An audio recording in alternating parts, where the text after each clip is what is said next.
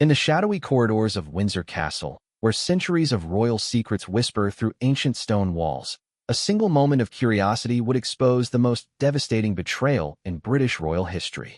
When Royal Protection Officer David Chun stumbled upon a series of mysterious late-night meetings in Queen Camilla's private wing, he never imagined that following his instincts would lead him to uncover a theft so audacious it would shake the very foundations of the crown.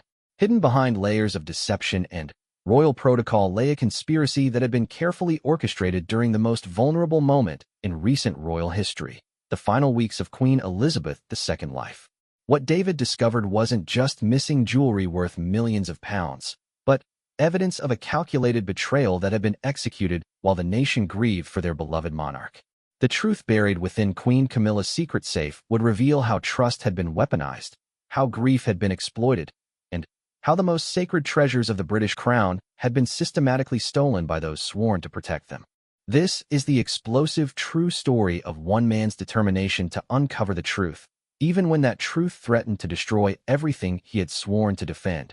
David Chun had always been a man who noticed details others missed. After 12 years serving in the Royal Protection Unit, his reputation for vigilance and discretion had earned him assignments protecting the most senior members of the royal family. Standing at average height with sharp, observant eyes behind wire-rimmed glasses, David possessed the kind of quiet intensity that made him virtually invisible while allowing him to see everything. The assignment to Windsor Castle's night security detail had come as a surprise. David typically worked daylight hours, protecting members of the royal family during public engagements and official duties. When his supervisor, Commander Sarah Mitchell, called him into her office on a rainy Thursday morning in March 2024, he expected a routine briefing about upcoming events. Instead, she offered him what she described as a sensitive temporary assignment that required someone with his particular skills and discretion. Queen Camilla had been receiving concerning letters and packages, Commander Mitchell explained. While most appeared to be harmless expressions of grief or criticism related to her role in the royal family, the security team wanted to ensure comprehensive protection during her evening hours at Windsor. David would be responsible for monitoring the private wing where Queen Camilla maintained her personal apartments, particularly during the late evening and early morning hours when regular staff presence was minimal. The assignment seemed straightforward enough, but David sensed there was more to the situation than his briefing had revealed. Commander Mitchell's usual directness had been replaced by careful, measured language that suggested she was operating under specific instructions from higher authority. Her emphasis on discretion and the importance of detailed reporting seemed excessive for what should have been routine protective duties. David's first week on the assignment passed without incident. Queen Camilla maintained a predictable evening routine, retiring to her private apartments around 10 o'clock and remaining there until morning. The corridors of her wing stayed quiet throughout the night, with only occasional visits from her personal staff to check on security arrangements or deliver messages. David's detailed logs recorded nothing more significant than the normal activities of a royal household winding down for the evening. But during his second week at Windsor, David began to notice irregularities that troubled his trained instincts. Queen Camilla's evening routine had become less predictable, with frequent late-night movements within her apartments that seemed inconsistent with rest or relaxation. More concerning were the visitors who began arriving after midnight, individuals who entered through a service entrance that bypassed the main security checkpoints. These late-night visitors appeared to have legitimate access credentials, but their presence troubled David for reasons he couldn't initially articulate. They moved through the castle with the confidence of people familiar with its layout, yet he didn't recognize any of them from the extensive briefings he had received about regular palace staff and approved visitors.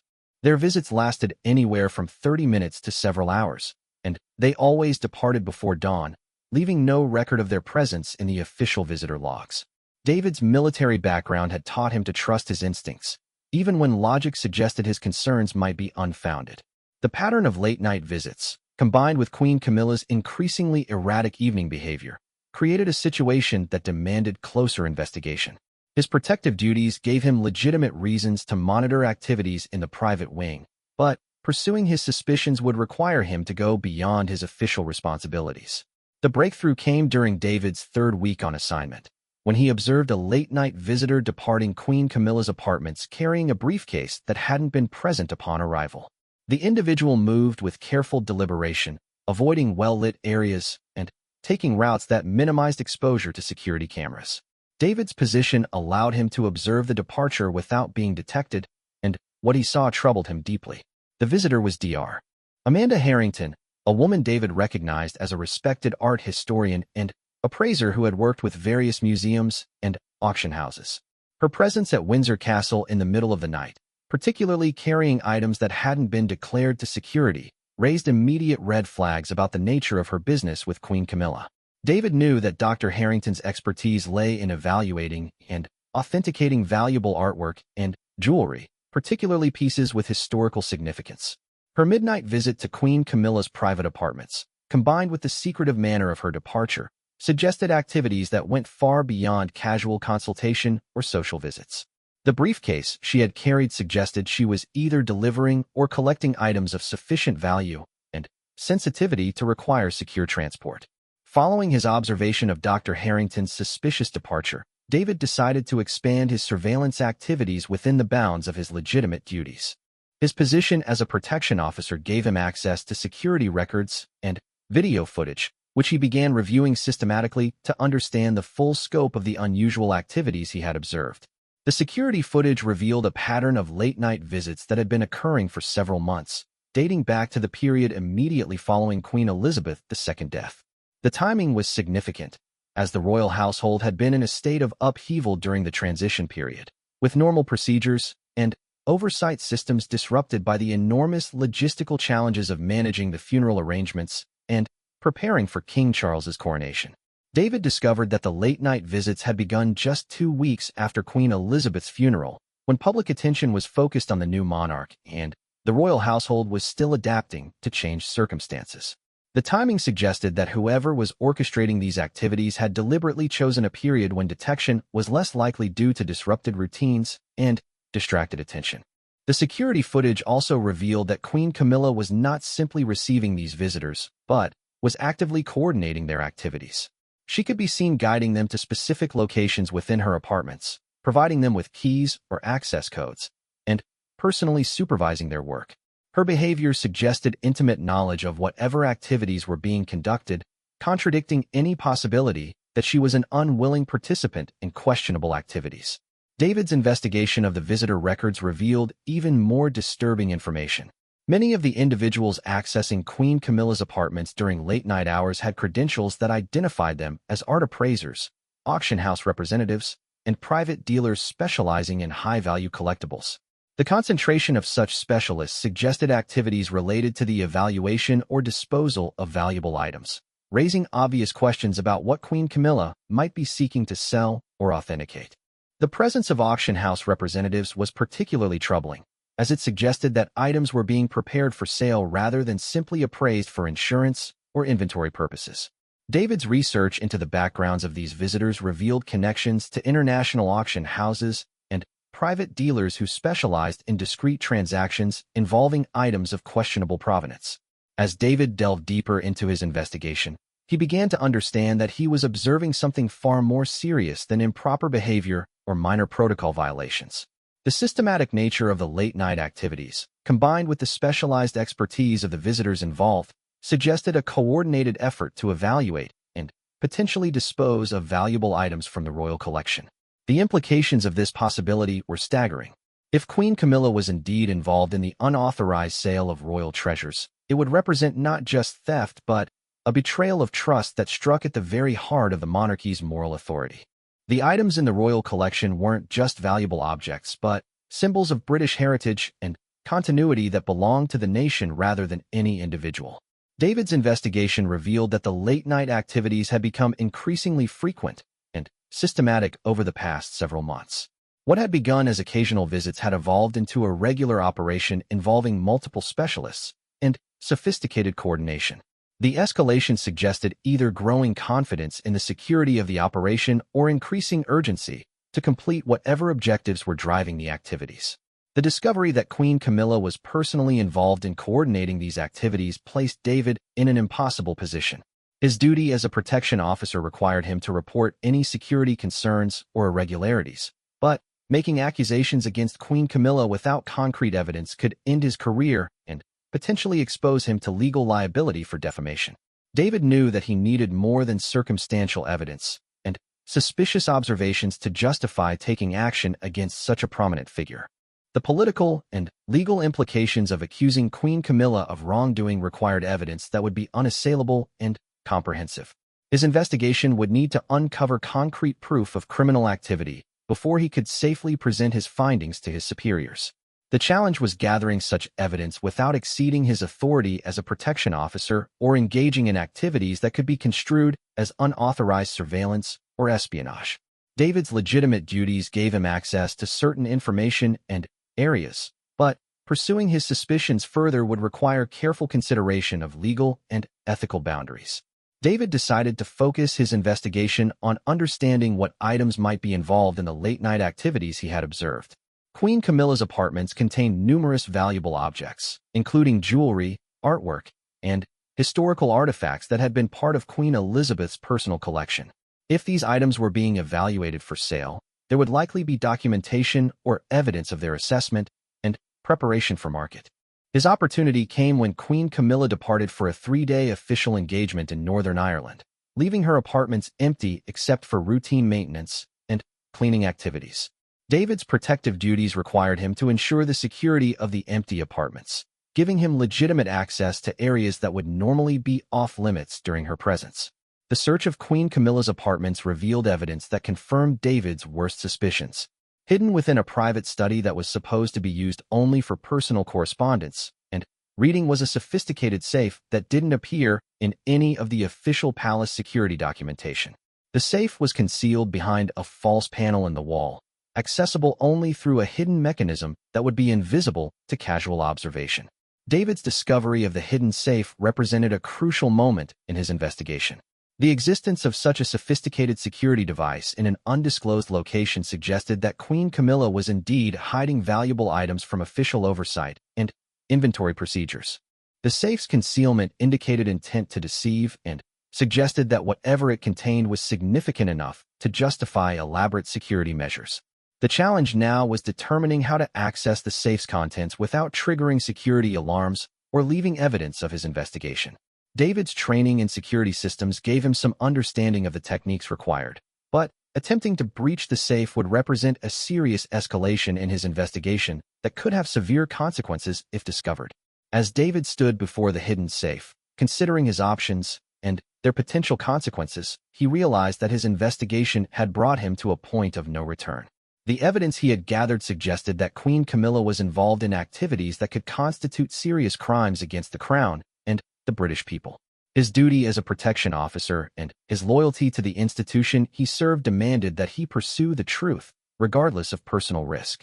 The decision to attempt accessing the safe would determine not only the future of his investigation, but potentially the future of the British monarchy itself. David understood that what he discovered inside could either vindicate his suspicions or prove them wrong. But either way, the truth would have consequences that would extend far beyond his own career and reputation.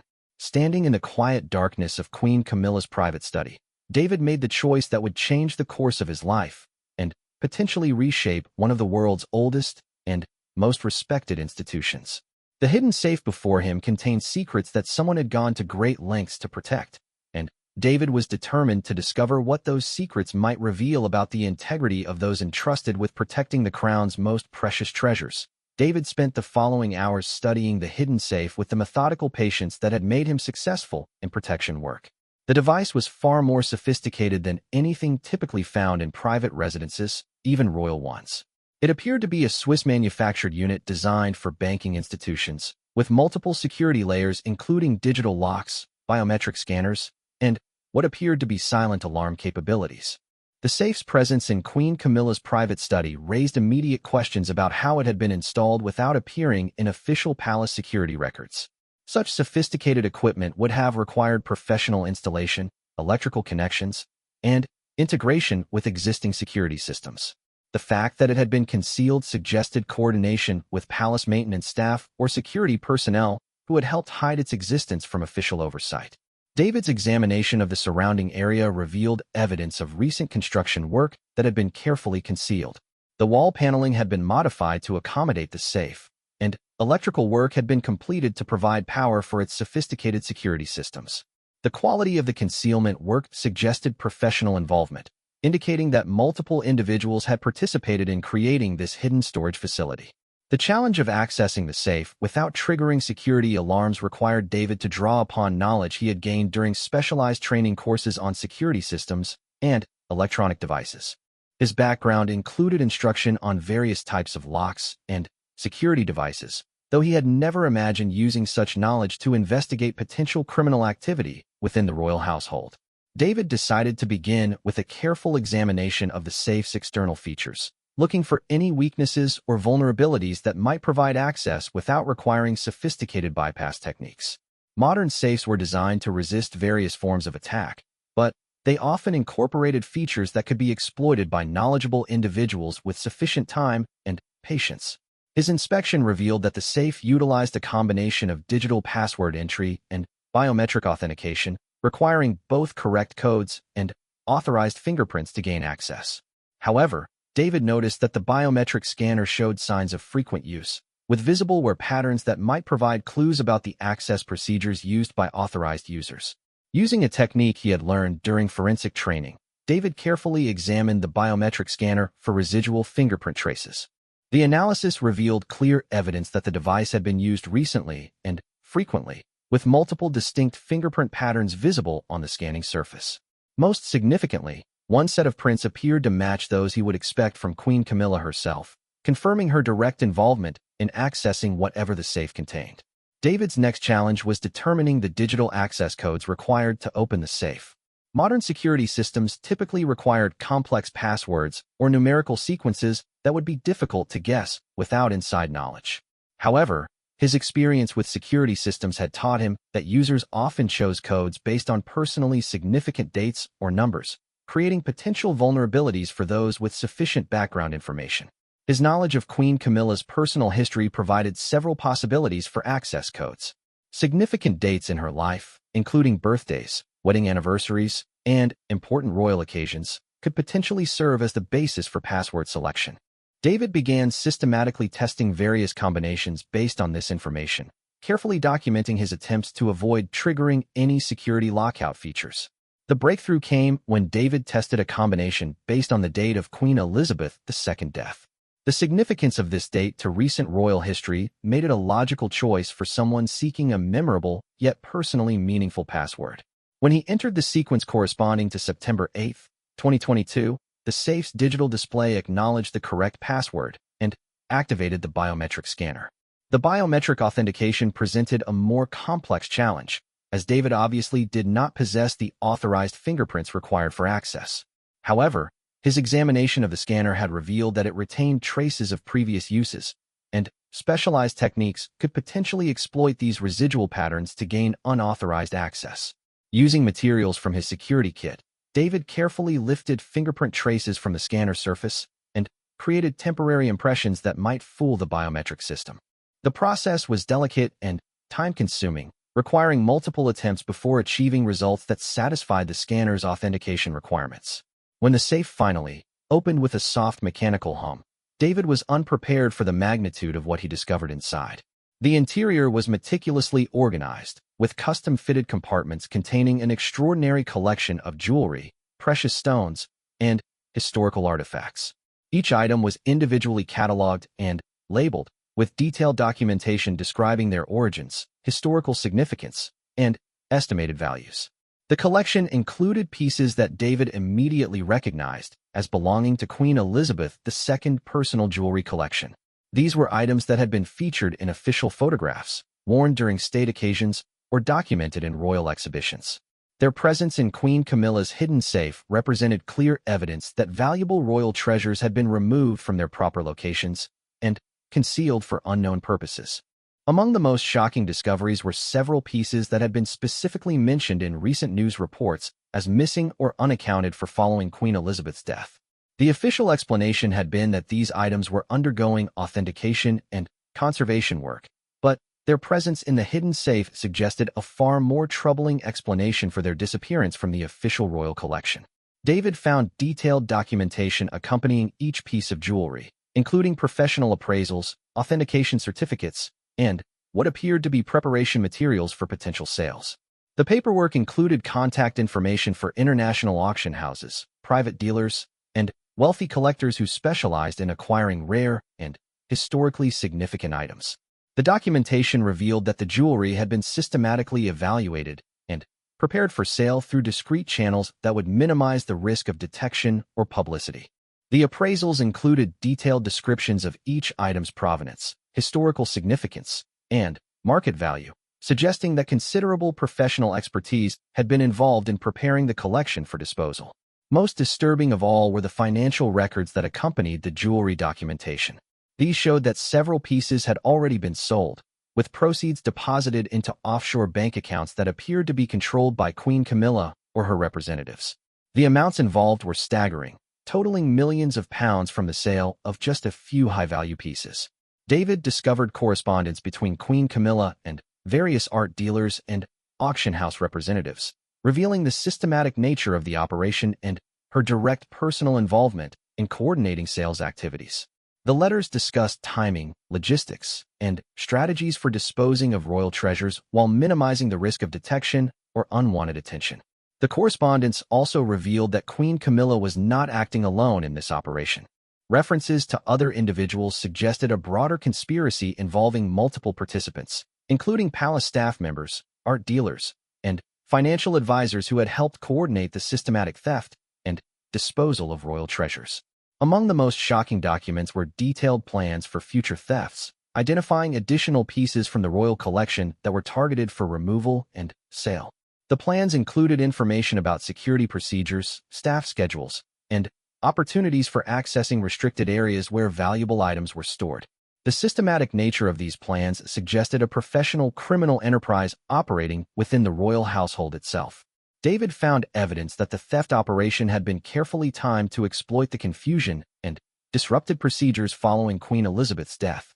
The criminals had apparently calculated that the period of mourning and transition would provide optimal conditions for their activities, with reduced oversight and distracted attention from palace security and administrative staff. The documentation also revealed that sophisticated forgeries had been created to replace stolen items, allowing the thefts to remain undetected for extended periods. The forgeries were apparently of such high quality that they had fooled casual inspection and routine security checks, enabling the criminals to continue their activities without triggering official investigations.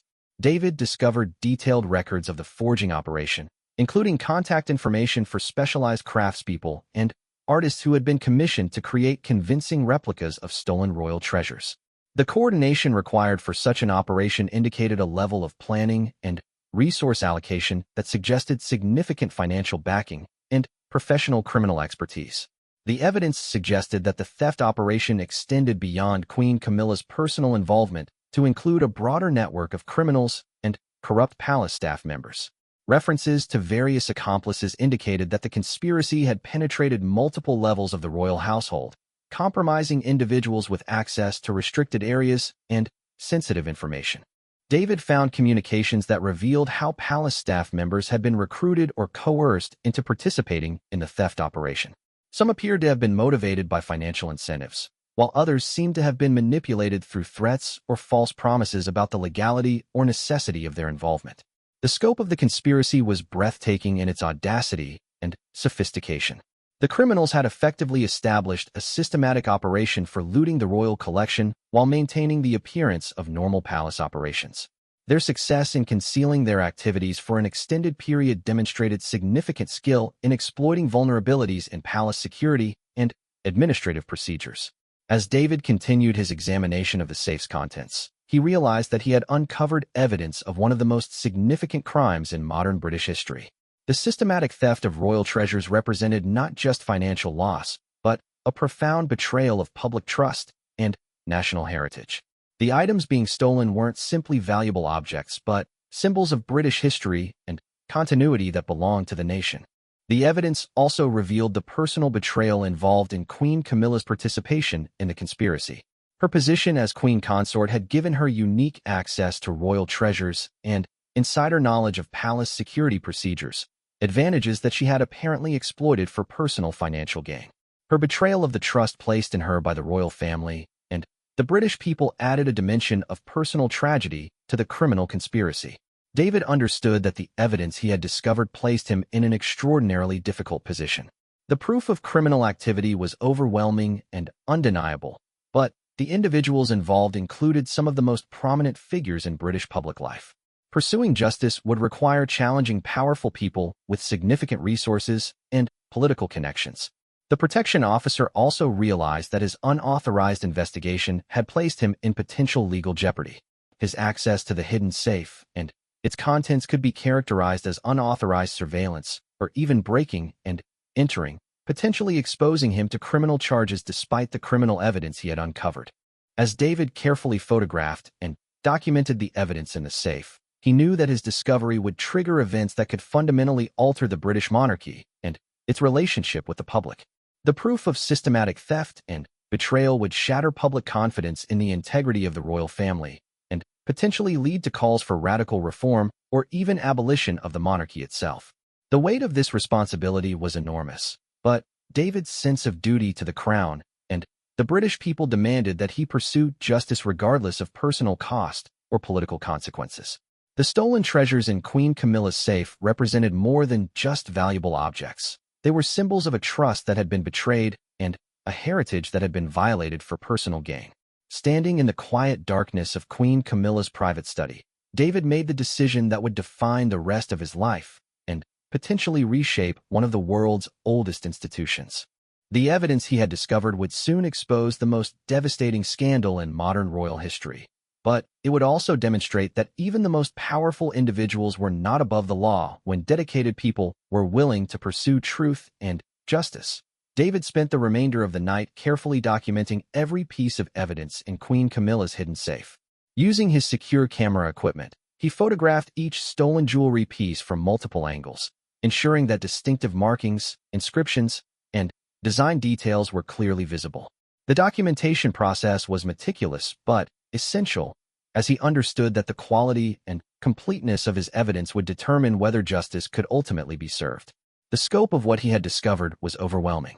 Beyond the stolen jewelry, the safe contained detailed records that revealed the conspiracy structure, financial arrangements, and future plans. Bank statements showed millions of pounds flowing through offshore accounts, while correspondence revealed a network of accomplices that extended far beyond the royal household into international criminal enterprises. David found evidence that the theft operation had been active for nearly 2 years, beginning during Queen Elizabeth's final months when her declining health had created opportunities for exploitation.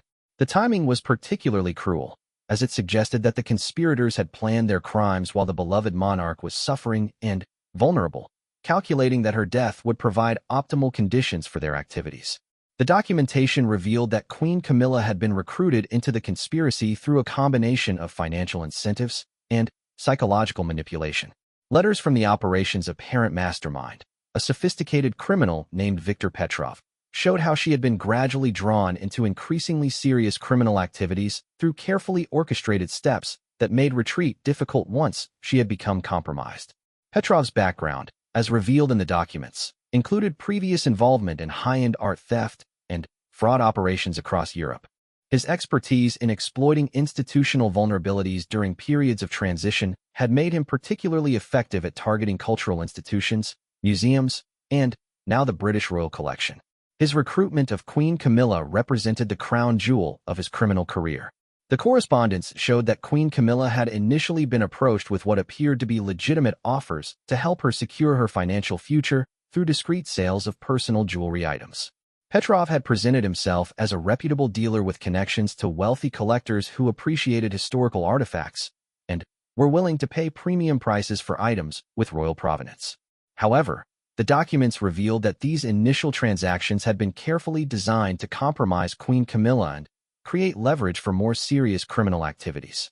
Once she had participated in sales of questionable legality, Petrov had gradually escalated his demands, requiring her cooperation in accessing and stealing items from the official royal collection rather than just her personal possessions.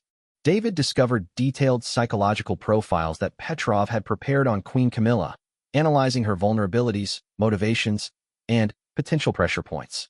The criminal mastermind had clearly invested significant time and resources in understanding her personality and circumstances, enabling him to manipulate her with remarkable precision and effectiveness.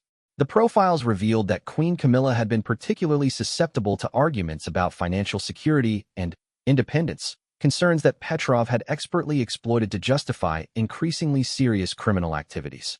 His manipulation had been so skillful that many of the letters showed her expressing genuine belief that her actions were necessary and justified rather than criminal. David also found evidence of the broader criminal network that supported the theft operation. Financial records showed payments to palace staff members who had provided inside information about security procedures, item locations, and opportunities for access.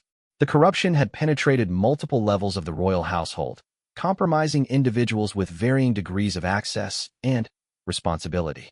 Among the compromised staff members were security guards who had falsified records, housekeeping personnel who had provided intelligence about item movements, and administrative staff who had altered inventory documentation to conceal missing pieces. The systematic nature of the corruption suggested that Petrov had been recruiting accomplices for months or possibly years before implementing the actual theft operation. The evidence also revealed that sophisticated forging operations had been established to create replicas of stolen items, allowing the thefts to remain undetected for extended periods. The forgeries were apparently of museum-quality craftsmanship, created by skilled artisans who had been commissioned specifically for this operation and paid handsomely for their expertise and discretion. David discovered detailed specifications for the forging work, including photographs of original items, material requirements, and precise measurements needed to create convincing replicas. The level of detail suggested that the forgers had been given extensive access to the original pieces, indicating that the theft operation had been planned and prepared with extraordinary thoroughness. The documentation also revealed plans for disposing of stolen items through international auction houses and private sales networks. Petrov had established relationships with corrupt dealers and auction house representatives who were willing to facilitate sales of questionably provenance items in exchange for substantial commissions and fees. The international scope of the disposal network was impressive in its sophistication and reach. The stolen royal treasures were being channeled through auction houses in Switzerland, private dealers in Hong Kong, and exclusive collector networks in the United States. The geographic distribution of sales activities was clearly designed to minimize the risk of detection while maximizing the prices obtained for stolen items. David found correspondence that revealed specific buyers for several stolen pieces, including wealthy collectors who were apparently aware that they were purchasing stolen royal artifacts. The willingness of these individuals to participate in such transactions demonstrated the existence of a substantial market for stolen cultural treasures among the extremely wealthy. The evidence showed that some stolen pieces had been purchased by private collectors for display in secure private galleries, while others had been acquired by individuals who planned to donate them to museums after waiting sufficient time for their criminal origins to be forgotten. The long-term planning involved in these transactions demonstrated the sophisticated thinking that characterized the entire operation. As David continued his examination of the evidence, he discovered plans for future thefts that were even more ambitious than those already completed. The documents outlined strategies for accessing the crown jewels themselves, along with detailed analysis of the security systems protecting these ultimate symbols of British monarchy. The plans for targeting the crown jewels revealed the true scope of the criminal conspiracy's ambitions. These weren't simply opportunistic thieves exploiting temporary vulnerabilities, but professional criminals attempting to systematically loot the most precious treasures of the British state. The implications of such plans were staggering, as success would have represented one of the greatest cultural crimes in modern history. David found detailed architectural plans of the Tower of London, security assessments of the crown jewels protection systems, and timetables for potential access opportunities during ceremonial events or maintenance periods. The level of detail suggested that the criminals had been conducting surveillance and reconnaissance for an extended period, gathering intelligence necessary for an unprecedented theft operation. The documentation also revealed that the conspiracy had considered targeting other royal palaces and collections, including Windsor Castle's art collection, Balmoral's historical artifacts, and various treasures housed at Buckingham Palace. The systematic approach to cataloging potential targets demonstrated a criminal enterprise operating on an unprecedented scale and ambition. David discovered evidence that the conspiracy had international connections extending beyond simple buyer networks to include other criminal organizations involved in art theft and cultural property crime. These relationships provided the infrastructure necessary for laundering stolen goods, creating false documentation, and facilitating international transportation of stolen items. The international connections also provided the conspiracy with intelligence about law enforcement activities and potential security vulnerabilities at cultural institutions around the world. This information sharing had apparently enabled them to refine their techniques and avoid detection while operating across multiple countries and jurisdictions. As dawn approached, and David completed his documentation of the evidence, he realized that he had uncovered what was possibly the most sophisticated cultural property crime in modern history. The conspiracy combined insider access, professional criminal expertise, international networks, and extraordinary ambition in a way that threatened not just individual treasures, but entire cultural heritage collections. The evidence also revealed the personal tragedy of Queen Camilla's involvement in the conspiracy. While she had clearly participated willingly in criminal activities, the documentation suggested that she had been manipulated and exploited by individuals with far greater criminal sophistication and experience. Her position and access had made her a valuable asset to the conspiracy, but she had also been victimized by criminals who had exploited her vulnerabilities for their own gain. David understood that revealing this evidence would trigger a crisis that could fundamentally alter the British monarchy and its relationship with the public. The proof of systematic theft involving Queen Camilla would shatter public confidence in the royal family and potentially lead to demands for radical reform or even abolition of the monarchy itself. The protection officer also realized that pursuing justice would require him to challenge some of the most powerful and influential people in Britain and international criminal networks with vast resources and dangerous capabilities. The risks to his personal safety and professional future were enormous, but his sense of duty demanded that he pursue the truth regardless of potential consequences. As David carefully closed the safe and restored Queen Camilla's study to its original appearance, he knew that his discovery had placed him at the center of events that would test not only his courage and integrity, but also the resilience of British institutions and the rule of law itself. The stolen treasures he had discovered represented more than just valuable objects. They were symbols of a trust that had been betrayed and a heritage that had been violated for personal gain. The evidence he had gathered would soon expose the most devastating scandal in modern royal history, but it would also demonstrate that no one, regardless of position or privilege, was above the law when dedicated individuals were willing to pursue justice. David's investigation had reached a critical juncture where documentation and surveillance would no longer be sufficient. The evidence he had gathered demanded action, but presenting it effectively would require careful planning and strategic thinking about how to navigate the complex political, legal, and security challenges that lay ahead.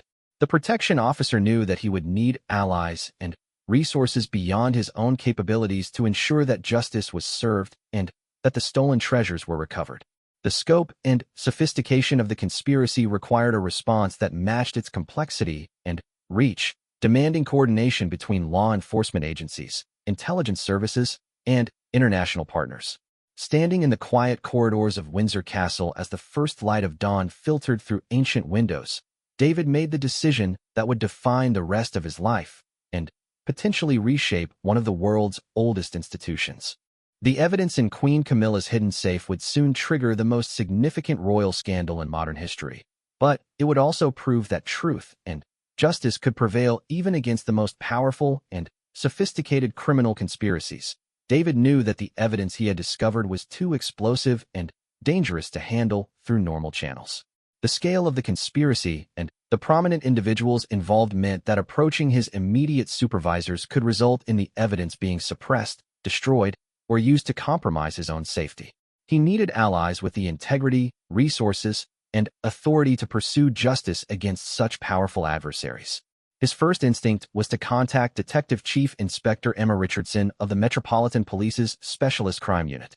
David had worked with Richardson during previous security operations, and her reputation for integrity and fearlessness in pursuing high-profile corruption cases made her an ideal candidate for handling such sensitive evidence. More importantly, her position outside the royal security apparatus meant she would be less susceptible to political pressure or institutional loyalty conflicts. Richardson had built her career on investigating complex financial crimes and corruption cases involving prominent public figures. Her expertise in following money trails and understanding sophisticated criminal organizations would be invaluable in unraveling the full scope of the conspiracy David had discovered.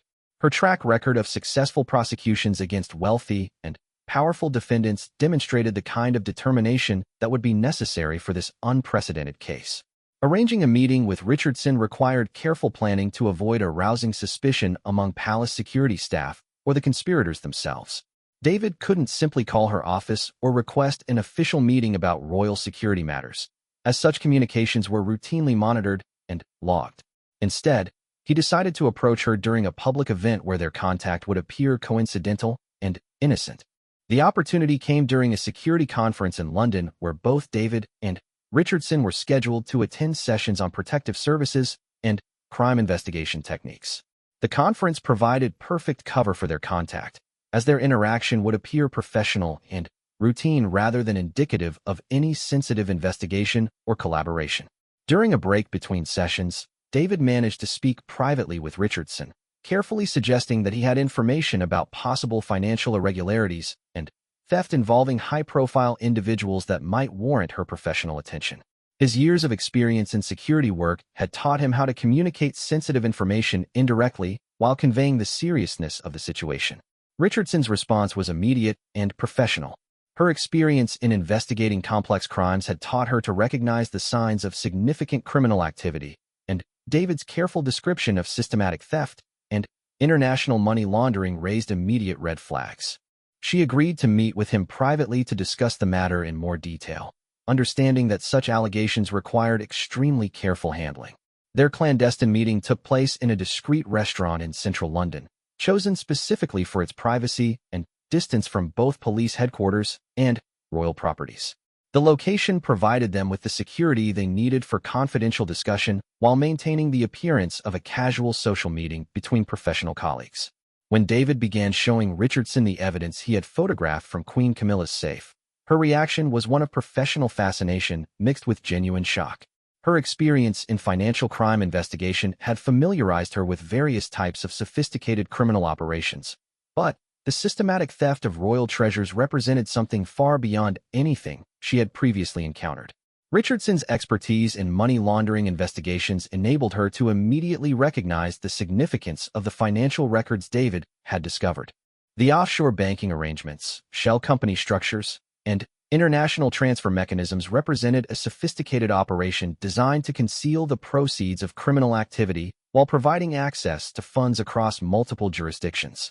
The detective chief inspector also recognized several names among the international dealers and auction house representatives mentioned in the correspondence. Her knowledge of the art crime world had made her familiar with individuals and organizations that operated in the gray areas between legitimate business and criminal activity, providing her with valuable context for understanding the conspiracy structure and methods. Richardson explained that the systematic theft of cultural treasures was a growing area of international criminal activity, attracting sophisticated criminals who recognized the enormous profits available and the relative lack of law enforcement resources dedicated to such crimes. The involvement of royal treasures added unprecedented stakes to such an operation, both in terms of financial value and potential political consequences. As their discussion continued, Richardson helped David understand the broader implications of his discovery. The theft of royal treasures wasn't just a crime against property, but a violation of public trust that could have serious constitutional and diplomatic consequences. The systematic nature of the theft and the extensive evidence of international criminal involvement elevated it to a matter of national security. The detective chief inspector also warned David about the dangers he faced by possessing evidence of such a high-level conspiracy. The individuals involved clearly had significant resources and international connections, and they would likely go to extraordinary lengths to protect their criminal enterprise from exposure.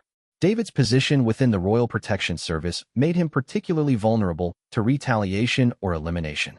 Richardson agreed to begin her own parallel investigation into the conspiracy, using her official authority and resources to trace the financial networks and international connections revealed in David's evidence. Her approach would complement David's insider access to palace operations, creating a comprehensive investigation that could expose the full extent of the criminal network. The detective chief inspector also introduced David to another potential ally, James Morrison, a former Secret Intelligence Service officer who now worked as a private consultant specializing in international criminal investigations. Morrison's background in intelligence work had given him unique insights into the methods used by sophisticated criminal organizations and the techniques necessary to investigate them effectively. Morrison's initial reaction to David's evidence was one of professional appreciation for the conspiracy's sophistication combined with concern about its implications for British national security. His experience in intelligence work had taught him to recognize the signs of professional criminal operations, and the theft of royal treasures displayed all the characteristics of a meticulously planned and executed enterprise. The former intelligence officer explained that exposing such a high-level conspiracy would require balancing multiple competing interests and considerations. While the public had a right to know about crimes committed in their name, the involvement of senior royal family members added dimensions of political complexity that would require extremely careful handling to avoid unnecessary damage to national institutions. Morrison also provided crucial insights into the international dimensions of the conspiracy. His knowledge of international criminal networks and money laundering operations enabled him to understand how the stolen treasures were being moved and sold through sophisticated channels that spanned multiple countries and jurisdictions. The former SGS officer's contacts within the international intelligence community proved invaluable in gathering additional information about Viktor Petrov and his criminal organization. Intelligence databases revealed that Petrov had been involved in similar operations targeting cultural institutions across Europe, with a particular expertise in exploiting institutional vulnerabilities during periods of transition or crisis. The intelligence files also revealed that Petrov's organization had connections to other international criminal enterprises involved in art theft, money laundering, and sophisticated fraud operations. The network's scope and resources explained how they had been able to mount such an ambitious operation against the royal collection while maintaining operational security for an extended period. As the investigation team took shape and began coordinating their efforts, they discovered additional evidence that confirmed the scope and sophistication of the conspiracy. Financial investigations revealed that the criminal network had been operating for several years, gradually building the relationships and infrastructure necessary for their assault on the royal collection. Bank records showed that millions of pounds had flowed through the conspiracy's financial networks, with proceeds from stolen royal treasures being laundered through a complex web of offshore companies and international accounts. The financial sophistication of the operation suggested professional involvement from experts in international banking and money laundering. The investigation also revealed that the conspiracy had been gathering intelligence about royal security procedures and protocols for an extended period before implementing their theft operation. Surveillance records and communications intercepts showed that palace staff members, security personnel, and administrative officials had been systematically compromised through a combination of financial incentives, personal blackmail, and psychological manipulation. David's continued surveillance of Queen Camilla's activities revealed that the conspiracy was preparing to escalate their operations in response to increased security concerns. Communications intercepts suggested that they were planning to accelerate their theft activities and begin targeting even more valuable and significant items from the royal collection. The evidence also revealed that the conspirators were becoming increasingly concerned about potential detection and were taking steps to eliminate evidence and witnesses who might compromise their operation. Several palace staff members who had provided assistance to the conspiracy had received payments that appeared designed to secure their silence or cooperation in covering up criminal activities. Richardson's investigation into the international auction house connections revealed a network of corrupt dealers and representatives who had been facilitating sales of stolen royal artifacts to wealthy collectors around the world. The sophistication of these sales networks demonstrated the conspiracy's ability to operate across international boundaries while minimizing the risk of detection by law enforcement agencies. Morrison's intelligence gathering revealed that similar operations were being planned or implemented against other cultural institutions and royal collections around the world. The theft of British royal treasures appeared to be part of a broader criminal strategy targeting symbols of national heritage and cultural identity during periods of political or social transition. The investigation team realized that they were confronting a criminal enterprise that operated on an unprecedented scale and sophistication. The conspiracy combined insider access, professional criminal expertise, international networks, and extraordinary financial resources in a way that challenged traditional law enforcement approaches and required innovative investigative strategies. As spring turned to summer, the investigation team had assembled comprehensive evidence documenting the theft of royal treasures and the international criminal conspiracy that had enabled it.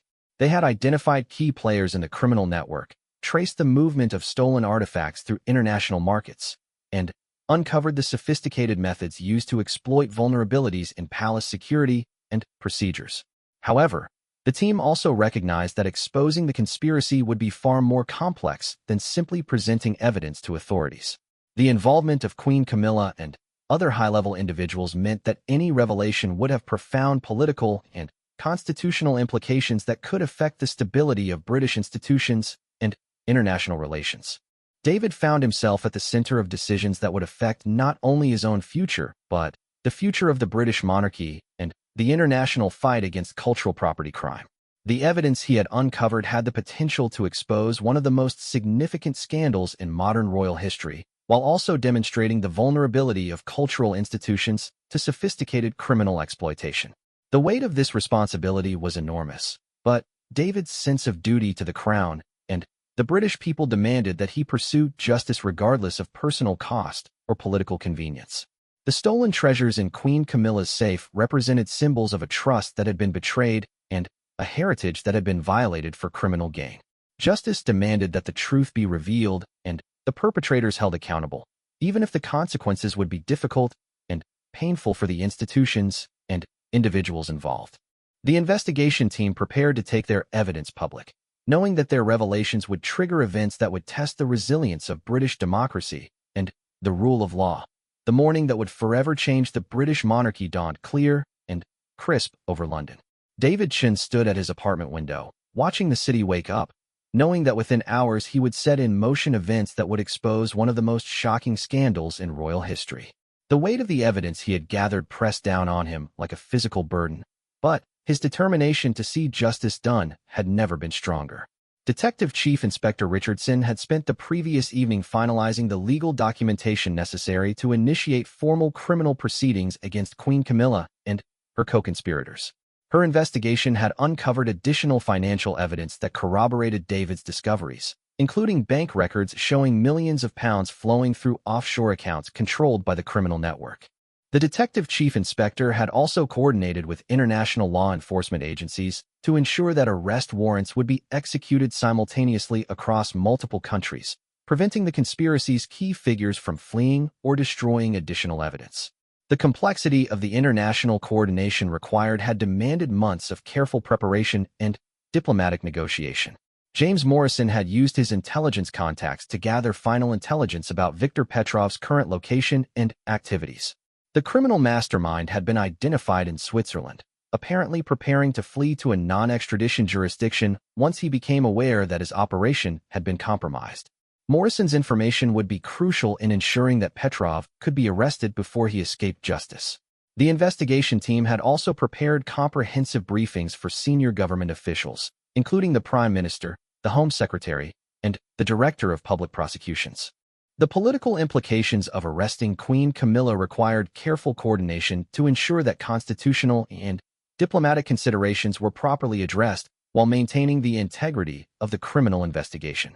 King Charles had been discreetly briefed about the investigation through secure channels, receiving devastating news that his wife was suspected of systematic theft from his mother's collection. The monarch's initial reaction had been one of disbelief and horror, but as senior advisors provided additional details about the overwhelming evidence, he had been forced to accept the reality of the situation. The king's response had been characterized by a painful recognition that justice must be served regardless of personal cost or institutional damage. His statement to investigators had emphasized his commitment to supporting the rule of law and ensuring that no one, regardless of position or relationship, would be above accountability for criminal actions. The palace had begun preparing crisis management strategies to address the inevitable public reaction to the revelations. Senior advisors understood that the arrest of Queen Camilla would trigger a constitutional crisis unlike anything experienced in modern British history, requiring careful management to preserve the monarchy's long-term viability while acknowledging the severity of the crimes committed. At precisely 8 o'clock that morning, Richardson received authorization to execute the arrest warrants that would formally begin the most significant royal prosecution in modern history. Teams of officers had been positioned around London and internationally to ensure coordinated action that would prevent any attempts to escape or destroy evidence. The arrest of Queen Camilla took place at Clarence House, where she was preparing for what she believed would be a routine day of official engagements. The sight of Detective Chief Inspector Richardson presenting arrest warrants for theft, conspiracy, and money laundering represented a moment of unprecedented crisis for the British monarchy. Queen Camilla's initial reaction was one of shock and denial, but the comprehensive evidence presented by investigators quickly made any pretense of innocence impossible to maintain. The photographs of stolen jewelry from her hidden safe, combined with financial records showing her involvement in international money laundering, provided irrefutable proof of her criminal activities. The arrest was conducted with extraordinary discretion to minimize public spectacle while ensuring that all legal procedures were followed precisely. The political and constitutional implications of charging Queen Camilla with serious crimes required that every aspect of the process be beyond reproach to prevent any suggestions of political persecution or procedural impropriety. Simultaneously, arrests were being executed across Europe as international law enforcement agencies moved against other key figures in the conspiracy. Viktor Petrov was apprehended at a luxury hotel in Geneva, where he had been preparing to board a private jet to a country without extradition treaties with the United Kingdom. Lord Christopher Harrington, who had been identified as a key facilitator of the conspiracy's palace operations, was arrested at his country estate. His extensive knowledge of royal protocols and security procedures had made him invaluable to the criminal organization's planning and execution phases. Dr. Amanda Harrington, the art historian whose late-night visits had first alerted David to suspicious activities, was arrested at her London residence. Her expertise in authentication and valuation had been crucial to the conspiracy's ability to identify the most valuable pieces for theft and prepare them for sale. Multiple palace staff members who had been compromised by the conspiracy were also taken into custody, including security guards who had falsified records, housekeeping personnel who had provided intelligence, and administrative staff who had altered inventory documentation to conceal thefts. The scope of the arrests demonstrated the extensive penetration of the royal household by the criminal organization.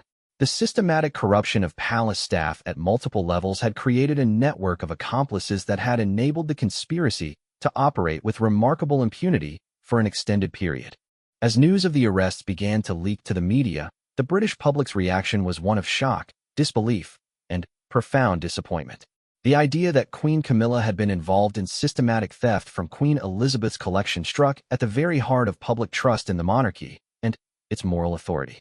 International media coverage was equally intense, with news organizations around the world struggling to comprehend the implications of such unprecedented charges against a serving queen consort.